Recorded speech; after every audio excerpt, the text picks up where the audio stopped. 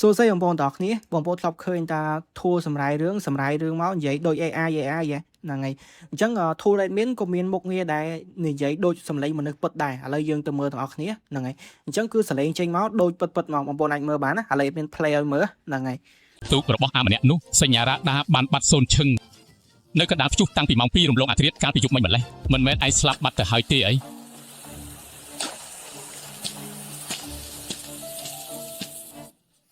ខាងអាជ្ញាធរសមុទ្របានចេញសេចក្តីប្រកាសច្បាស់ថាទូកភូហ្វឹងបានលេចបាត់ទៅហើយឈិនដេហ្វាឈិនយ៉ាវ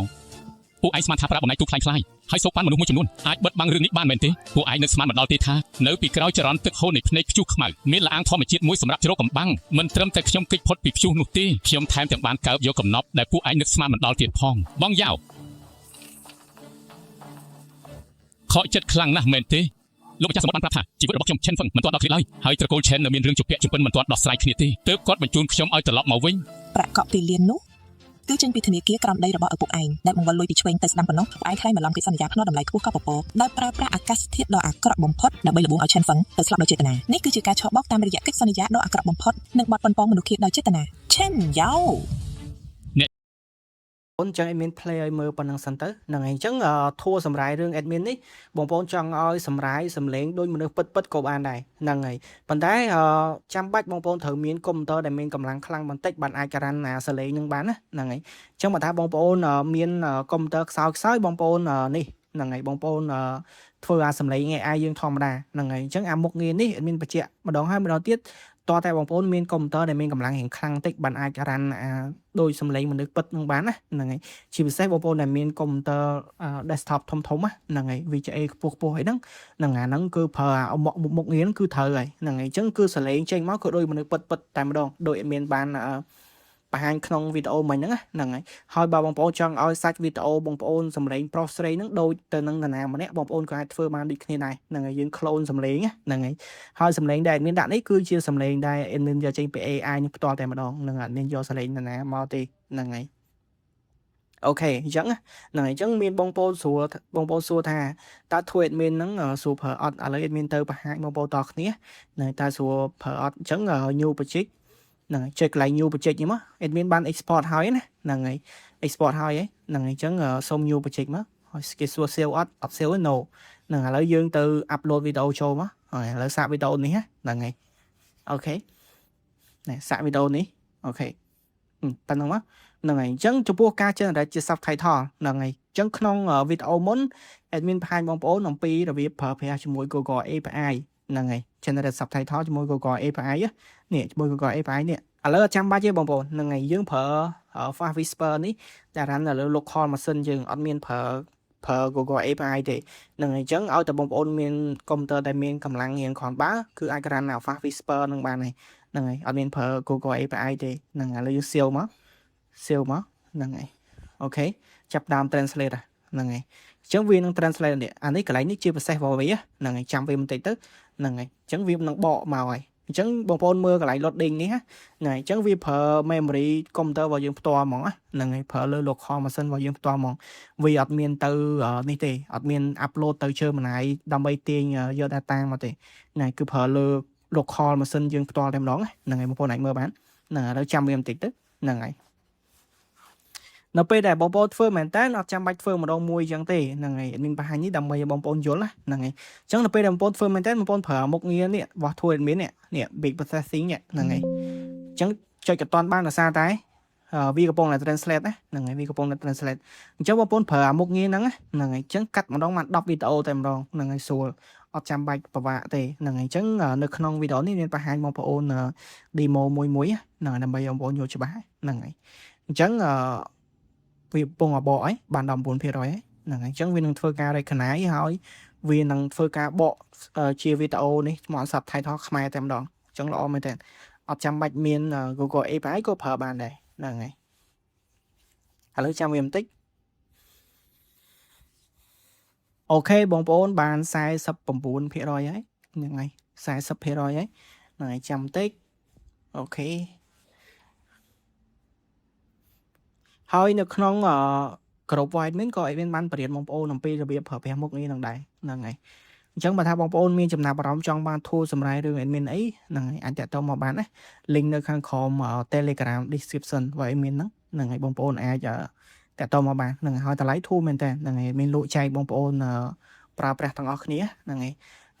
អានេះយើងគ្រាន់តែកាត់វីដេអូឲ្យសម្រាយទៅបងប្អូនចង់យកទៅ post Facebook ក៏បាន post TikTok ក៏បានដែរហ្នឹងហើយអញ្ចឹងយើងទទួលបានអត្ថប្រយោជន៍ច្រើនណាហ្នឹងហើយទី1បាន follow បានអីអញ្ចឹងសម្រាប់បងប្អូនប្រម៉ូទផលិតផលលក់ផលិតផលលក់អីដាក់ sponsor ដាក់អីអញ្ចឹងណាហ្នឹងហើយហើយចំពោះសាច់រឿងយកចេញពីចិនមកបងប្អូនហ្នឹងហើយរកសាច់រឿងណាដែលល្អមើលមកហ្នឹងហើយខុសសក់ហ្នឹងណាហ្នឹងហើយល្អមើលហ្នឹងបងប្អូនដោនមកហើយកាត់ជាមកសម្រាយអញ្ចឹងទៅហ្នឹងហើយអញ្ចឹងតនេអត់ដឹងធ្វើអីបងប្អូនចេះផុសទៅហ្នឹងហើយរឿង AI ក៏ visible view ដែរបងប្អូនមើលតាម TikTok មើលតាម Facebook អីទៅឃើញហើយហ្នឹងហើយ view ច្រើនគ្រាន់បើហ្នឹងហើយអាសម្រាប់រឿង AI ហ្នឹងហ្នឹងហើយនេះបានមកហើយបងប្អូនហ្នឹងហើយនេះអញ្ចឹងបាន subtitle មកហើយនេះហ្នឹងហើយឃើញអត់ហ្នឹងហើយបានមកហើយហ្នឹងហើយអញ្ចឹងយើងអាច edit វាស្អាតតិចមកចុចកន្លែងនេះមកបើចង់ edit ទេ export ទៅតែអញ្ចឹងទេបងប្អូនហ្នឹងហើយតែបើចង់ស្អាតយើង edit វាតិចមកណាហ្នឹងហើយយកទំហំប៉ុណ្ណឹងមកនេះឃើញអត់សេរី subtitle តិចមកហ្នឹងហើយប៉ុណ្ណឹងអត់ពិបាកទេហ្នឹងហើយនេះ custom ឲ្យយើងដូរ font តិចមកណាហ្នឹងហើយដើម្បីឲ្យស្អាតហ្នឹងហើយប៉ុណ្ណឹងមកចង់ដាក់ហ្នឹងក៏បានចង់ដាក់ចេះក៏បានហ្នឹងហើយប៉ុណ្ណឹងមក font ធំតូចអីបងប្អូនសេរីតាមចិត្តណាបើបងប្អូនអត់ចង់ដាក់ subtitle នេះក៏បាននេះចុចកន្លែងនេះឃើញចុចកន្លែងណាមាន subtitle មកទេហ្នឹងហើយយើងអាច generate audio បានណាតែមានចូលចិត្ត subtitle ដាក់ subtitle មកហ្នឹងហើយអញ្ចឹងចុចកន្លែង setting នេះហ្នឹងហើយអញ្ចឹងបើថាបងប្អូនមានកុំព្យូទ័រមានកម្លាំងខ្លាំងហ្នឹងហើយបងប្អូនយកអាកន្លែង voice នេះបងប្អូនយកជាមួយនឹងនេះ local របស់ម៉ាស៊ីនយើងអានេះឆ្លៃអានេះ generate សលេងចេញមកដូចមនុស្សពិតហ្មងមុខងារមួយនេះហ្នឹងអញ្ចឹងមុខងារមួយនេះគឺសលេង AI អញ្ចឹងសូមយកសលេង AI ហ្នឹងហើយអញ្ចឹង save មកអូខេហ្នឹងហើយអញ្ចឹង set ទៅ mail ទាំងអស់ទៅ set ទៅ mail មកហើយ generate មកប៉ុណ្ណឹងនេះចាប់តាម generate មកនេះលឿនបងប្អូនហ្នឹងហើយបង្ហាញបងប្អូនណាប៉ុណ្ណឹងនេះដើរនេះប៉ុណ្ណឹងអូខេនេះហើយបាត់ឃើញអត់ហ្នឹងហើយហើយកន្លែងនេះបងប្អូនចង់ដាក់អីគេបាំងអក្សរនេះត្រូវអត់ហ្នឹងហើយនេះចុចច្រឡំ2ដងចុចលុបវាចោលអញ្ចឹងបងប្អូនសួរពិបាកប្រើអត់ឥឡូវបងប្អូនមើលផ្ទាល់ទៅពិបាកប្រើអត់ហ្នឹងហើយស្រួលទេបងប្អូនហ្នឹងហើយបើថាបងប្អូនចង់ generate ឲ្យបានម្ដងច្រើនក៏បានចង់ generate មួយឲ្យស្អាត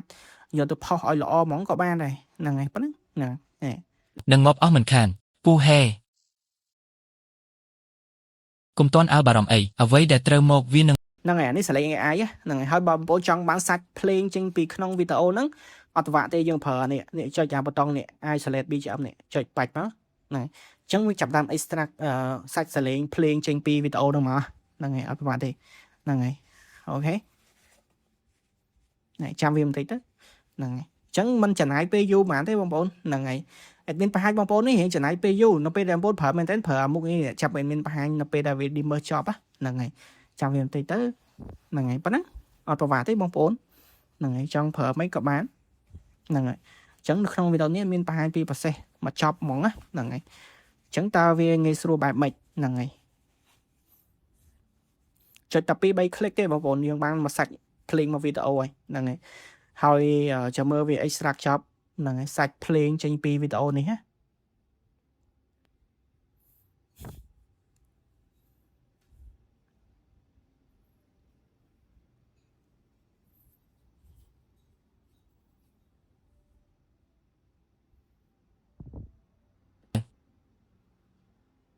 ទេសភាពនៅឆ្នេរល្បាប់នេះយ៉ាងម៉េចដែរទូកថ្មីទម្ងន់រាប់រយតោនរបស់អ្នកនេះឥឡូវបានคล้ายទៅជាដុំដែកដែលជាប់ក្នុងភពទៅហើយនៅតំបន់សមុទ្រនេះបាត់បង់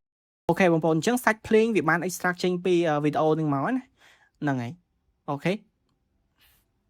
ឡូវចាំមើល stop កន្លែងនេះបន្តិចហ្នឹងហើយ មានលំនឹងធ្វើឲ្យបាក់ឆ្អឹងក្នុងទូកទាំងស្រុងអាហ្វឹង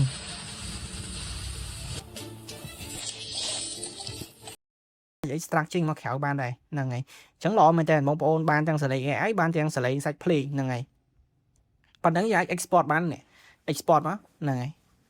ចង់ដាក់ logo អីក៏បានដែរមានបង្ហាញពីវីដេអូមុនណាចុច export មកអាកន្លែងនេះ output បងប្អូនទុកកន្លែងណាហ្នឹងហើយអញ្ចឹងមាន asset ហើយទុកកន្លែងនេះoutput នេះចុច export ប៉ុណ្ណឹងមកនេះចាំ process វាចប់ហ្នឹងហើយវាកំពុងដើរ export មកហើយបងប្អូនលឿនមែនតើហ្នឹងហើយបាន31 41 export មកហើយ67 77 8 100ហ្នឹងហើយនេះឃើញអញ្ចឹងបានមកវីដេអូ ហ្នឹងហើយចូលទៅមើលតែអត់ផុតនៃវីដេអូ Double File 7ហ្នឹងហើយ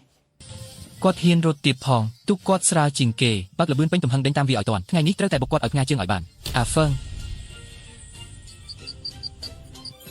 ហ្នឹងហើយបងប្អូនមើល ខាង ទៅ មុខលេងមានទឹកជ្រៅហើយវា នេះឃើញអត់ហ្នឹងហើយបងប្អូនមើលទៅហ្នឹងហើយរបៀបយកសារាយនឹងបែបហ្នឹងហ្នឹងហើយបងប្អូនគិតថាវាពិបាកអត់ហ្នឹងហើយគិតថាវាពិបាកអត់ហ្នឹងហើយប៉ុណ្ណឹងអត់ពិបាកប្រើទេបងប្អូនហ្នឹងហើយបងប្អូនកាត់មែនតើបងប្អូនប្រើអាមុខងារមួយនេះ big processing នេះហ្នឹងហើយបើវាមកអញ្ចឹងកាត់ម្ដងបាន10វីដេអូតែម្ដងអញ្ចឹងយើងអាចសិតឲ្យវា generate ជា subtitle ជានេះហ្នឹងហើយជា audio អា dimmer មិញហ្នឹងអា extract បទភ្លេងចេញពីវីដេអូមិញហ្នឹងចុចលើអាហ្នឹងមកហានេះ generate សលេង AI ហ្នឹងហើយអញ្ចឹងកន្លែង voice នេះយើងចង់ប្រើអីគេប្រើអា local នេះក៏បានប្រើជាមួយអា Google នេះក៏បានហើយ translate ជាខ្មែរចុចតាមមួយ click គឺវាទៅទាំងអស់តែម្ដងបងប្អូនអញ្ចឹងម្ដងបាន10វីដេអូតែម្ដងអញ្ចឹងហ្នឹងហើយអញ្ចឹងល្អមែនតើសម្រាប់បងប្អូនដែលគាត់ចង់ផលិតមាតិកាអីដាក់ Facebook TikTok អីហ្នឹងហើយអញ្ចឹងមកថាបងប្អូនត្រូវការ tool admin អាចតាក់ទងមកបានហ្នឹងហើយតម្លៃដាក់នៅខាង comment description ជាមួយនឹង Telegram admin អូខេអញ្ចឹង tool សម្រាប់ admin មានតែប៉ុណ្្នឹងឯងហ្នឹងហើយហើយបើថាបងប្អូនប្រើទៅ